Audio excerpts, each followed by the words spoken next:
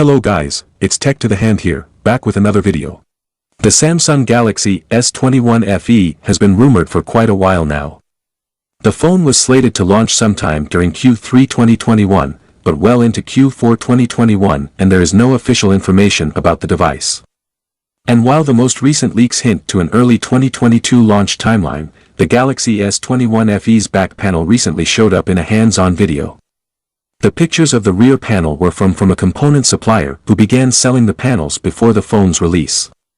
From the video, it is clear that the back panel of the Galaxy S21 FE will be similar to that of the Galaxy S21 and Galaxy S21 Plus. However, the video also notes that the integrated camera bump is not made of metal, but plastic.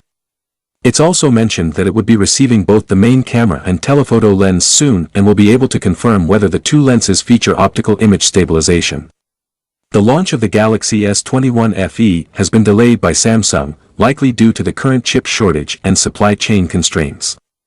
The long-rumored device is expected to arrive during CES 2022, which will take place between January 5 and 8. The Galaxy S21 FE is expected to use a Snapdragon 888 or Exynos 2100 chipset, depending on the region.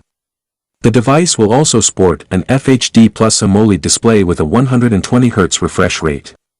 It will also pack a 4500 mAh battery with 45W fast charging support. There are few details about the device's camera setup, but it will likely retain the S21's triple camera setup with a lower resolution telephoto shooter. On the front, the S21 FE is expected to come with a 10MP selfie camera. Connectivity options on the device will include a USB Type-C port, Bluetooth, Wi-Fi, 5G, 4G, etc.